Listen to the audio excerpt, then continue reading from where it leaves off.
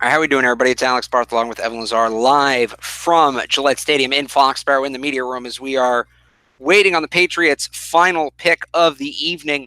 We just talked to Damien Harris, another really textbook Patriot in the press conference. And one more thing, while we were right before he came on, Will Grier to the Panthers at 100. So there goes kind of the upper echelon quarter.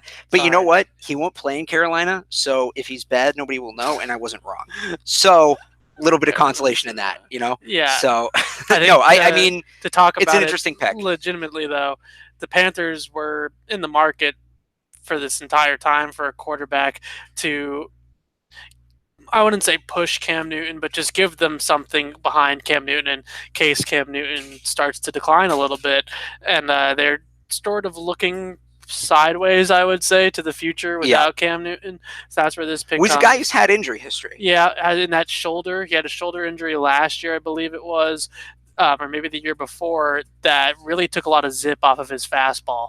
And that was something that I think a lot of teams were pretty concerned about. But for the Patriots here, this last pick of the third round, if they do make the pick, it does present an option for them to take Ryan Finley, who I think is a nice fit for them at the quarterback position, along with Will Grier, a guy that really sees the field very well, has good downfield accuracy that it bodes well for his NFL success.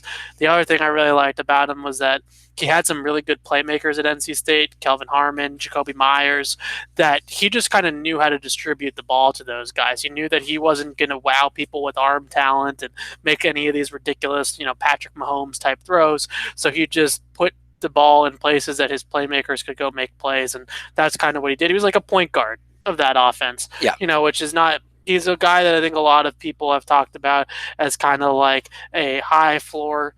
Maybe he's just a career backup, but maybe he can be a guy that's a starter when managed. But so far, the Patriots, listen, I keep on saying it to you off the air. I know that they haven't necessarily hit some of the positions of need that people would like, certainly tight end, tackle. They did take a pass rusher, so that one they did check off and with Chase.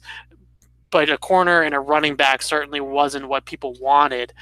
But I think that they got some really good football players in Damien Harris and Jawan Williams that really fit the system and fit the culture here in New England. And that's, in my opinion, almost, if not more important than them hitting a position in need. All right, well, the Patriots pick is in. You're going to have to help me with this one. Yodai Kajusti? Yodny Kajust? Oh, sure. my God. Belichick gets a high five from me, man. This has been one hell of a draft. Wait, hang on. Woo.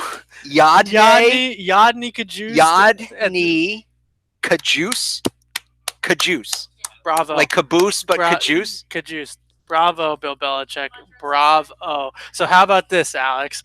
The Panthers take Will Grier at 37. Yeah. So what do the Patriots do? They take his left tackle at 38 and Yodny Kajus. So my Country Roads tweet was not wrong. Yeah, this is a great pick. I really like Yodny Kajust. He just missed out on being on my Patriots big board. So the first guy that we're kind of getting into the part of the draft now. Kajust or Kajust? Kajust. I believe it is. Like the guy in Hard Knocks. Remember Kajust from Hard Knocks? Oh, yeah. I believe it's pronounced the same way.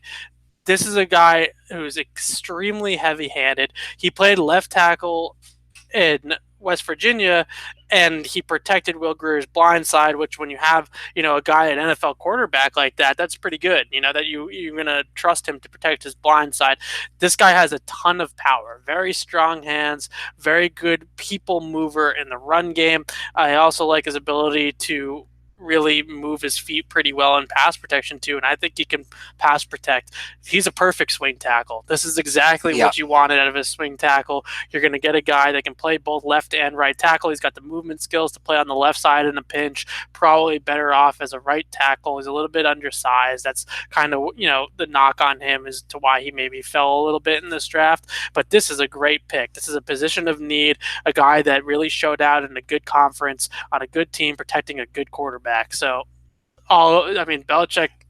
All right, great job in this draft. He's killing it right now. Honestly, I'm just glad. I'm Country Roads, baby. Country Roads. Yeah, you got it. You didn't get the Country Roads guy, but you got a. I thought it was going to be David Sills, which I guess it still could be. Yeah, they could still take David Sills. Let's see who the last pick in yet. Is the first round done? Just waiting on the Vikings here. So overall so far, A-. just not getting the tight end is really the only thing? I mean, listen, Is that too high? Am I being too optimistic? No, I don't like to do these like knee jerk reactions. We really don't know how these players are going to turn out, right? Like but my educated opinion, this is an A. I mean, they got 4 players here, or we had 5 players now. I've lost track. That all these guys can play. I've watched these guys on tape show out in good conferences against good competition and play well. This is none of these guys are like this guy's a developmental prospect.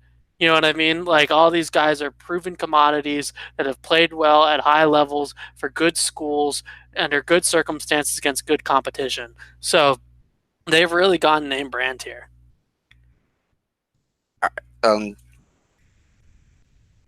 Alexander something. I think I have heard the pick in the other room. Alexander Townsend. Boise State. I'm like half hearing what's coming from the other room. I need Alexander Madison. Yeah, this guy, very electric, very spry, very quick dude. Very good with the ball in his hands.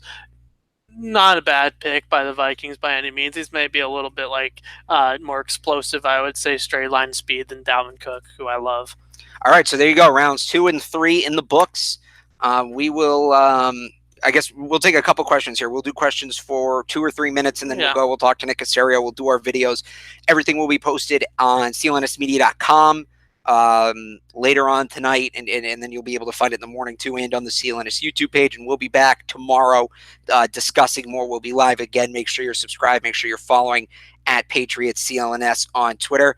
A lot of people, Evan, want to know about Chauncey Gardner-Johnson. Yeah. Is he a Patriots type? Is he not? Why is he still on the board? I don't know why he's still on the board. Very surprising to me, my safety 2 in this class. A lot of people thought he was going to be a first-round pick. This is one of those guys where there's certainly something going on behind the scenes that we just haven't. You think that's what it is at this point? Yeah. Definitely not based on talent. Okay. Not a chance.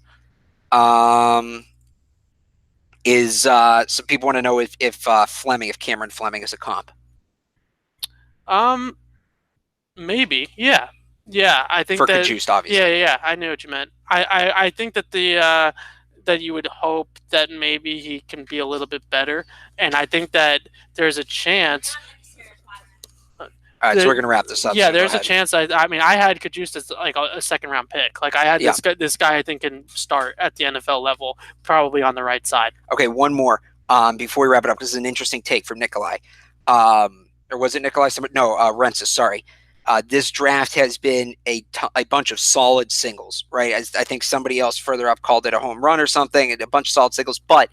And I would agree with that. But as a positive, I think that might be meant as a negative comment. You just won the Super Bowl. A bunch of solid singles is kind of what you're looking for. And guess what? If you turn a bunch of solid singles, you put those in a row, you're going to score some runs. And that's kind of what the Patriots did tonight. Yeah. They didn't hit a home run, but they hit with runners on base, and they drove guys home. Small ball. They played small ball tonight, and it's going to work out. I know. Real quick final thought. I think that they did a great job tonight. I did small ball, whatever you want to call it. And going back to last night, too, obviously. Yeah, I think that they've done a great job in this draft. They've gotten 5 guys. What is 5 guys, right? I keep saying 1, 2, 3, 4, 5. Yeah, 5. That we know can play. That are players. These are not developmental prospects.